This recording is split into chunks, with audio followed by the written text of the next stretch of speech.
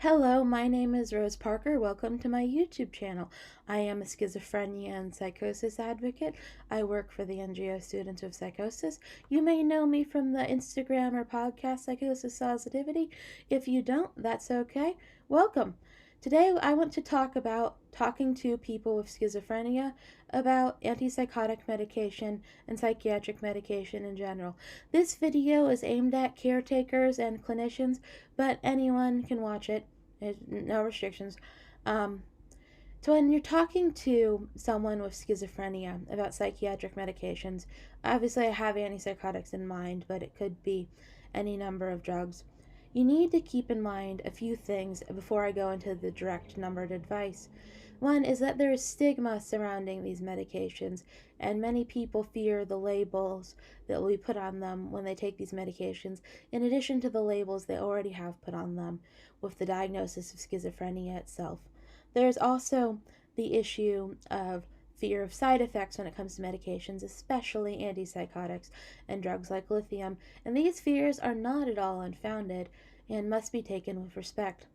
There's also the issue of autonomy, and that eventually we all have freedom of choice, and this must be respected. Now, going into my advice for clinicians and loved ones is feeds into what I just said just well. Listen fully to your patient's concerns.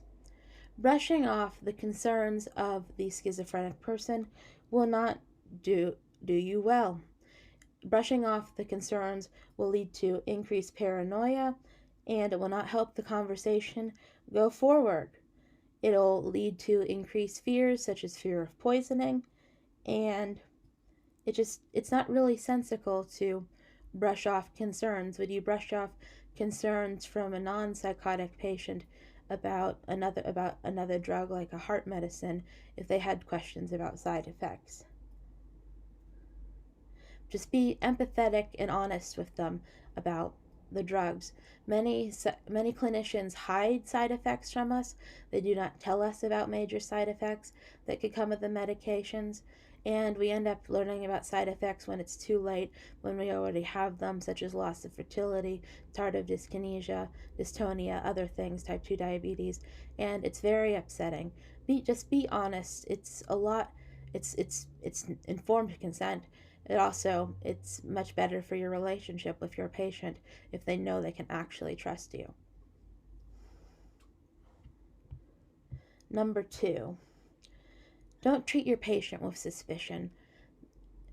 For some reason, clinicians tend to treat psychotic patients with a lot of suspicion, and loved ones can do the same. Psychotic people sometimes have trouble adhering to the medications. There are a lot of reasons for this. One, working memory is affected in schizophrenia. Short-term memory is affected. Executive functioning skills are affected.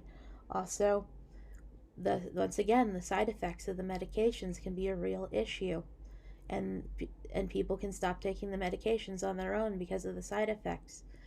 Things like fatigue can cause people to sleep longer and miss doses. Approaching your patient with suspicion that they are not taking their medication because of some sort of malfeasance. Like, my mother once approached me as though she needed to take me. She asked if I needed to be hospitalized, involuntarily hospitalized, when I asked her what I should do because I had missed my evening dose of medications. I was asking her for help, and she threatened to take me to the hospital, an involuntary hospitalization, because she thought for some reason I had chosen to miss the dose of medications because I wanted to be dangerous. I don't know. It made no sense. My mother usually doesn't make sense, but still. Don't treat your patients with suspicion. They will pick up on that, and it'll make them trust you less in turn, because they will think you have something to hide from them. Give positive reinforcement, number 3. Give positive reinforcement to your schizophrenic clients when they do something that you like, that you think is positive in their treatment. If your schizophrenic client is doing well in terms of adhering to their medication, if their blood serum levels are good, if they're progressing well in their treatment, say something, tell them they're doing well. When someone can't work, when someone can't go to school, they're not going to be getting a lot of positive reinforcement. Oftentimes families of schizophrenic people can be very hard on them. If the family has a lot of expressed emotion, especially, be very positive towards them. you know if you are the family of the schizophrenic person, positive reinforcement from you is very important when you see them making when you see them making pro-social steps and positive steps. When they're not retreating socially, when they're not staying in bed, when they're not having trouble with keeping up the house. you know it helps encourage us, because part of schizophrenia is social defeat, in that cycle of feeling rejected and withdrawing, and it compounding. So it's really helpful to give this sort of positive feedback, and it does help increase the behaviors that help the disorder. But if you just ignore them or criticize them when they mess up and never say anything when they do anything good, it's going to increase the sense of defeat and withdrawal, and you're not going to see the improvement like you want. Remember, your schizophrenic person is still a person.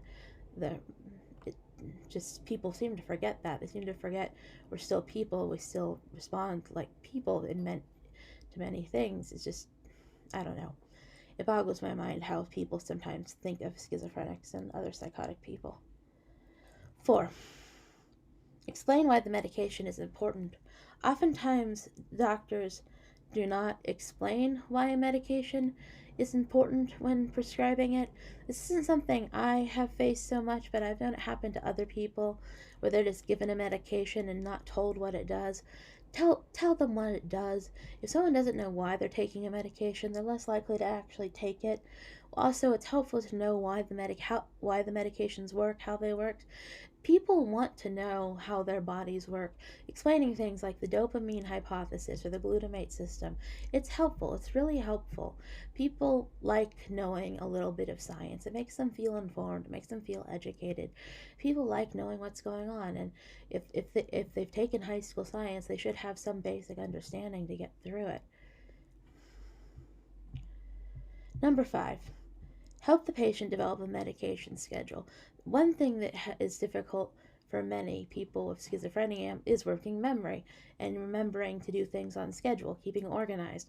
So developing a schedule is very helpful, helping them get organized with pill boxes, with alarms. This is something that's especially helpful for the family, but a clinician like a therapist can also be helpful with it as well. These sorts of tasks are very difficult for some schizophrenic people to initiate on their own, organizational tasks like a pill box or a pill schedule. But if they get help from a clinician or a loved one, it can become a very simple task to do and get reinforced and become routine. So don't just criticize when there's something going on you don't like. Find an active way to help the person. Just criticizing someone with schizophrenia if they mess something up isn't going to fix the problem. It's just going to make them feel worse and retreat more. Find a solution. Work towards a solution. Do not assume malfeasance when psychosis can explain. That's all I like to say. Really, what you need to keep in mind is empathy, or at least sympathy. Remember, this is a very complicated disorder, and it messes with your ability to keep on schedule and stay on top of tasks. And just education, information, keep people informed, and respect their ability to make choices. Schizophrenics are not dogs you need to sneak a pill in with our food. We are adults who can make informed choices. Treat us like it. Um, you don't need to treat us like we are children in need of supervision and sugar in the medicine. We we are capable of these sort of decisions. We are capable of this sort of management with a little bit of guidance, a little bit of help.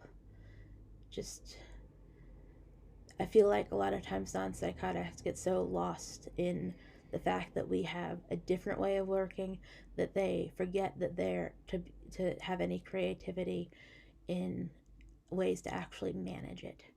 and they just go straight towards the sort of authoritarian road instead of looking for ways that would be actually beneficial or practical. That's been my experience. It goes straight to authoritarian and never what would actually help.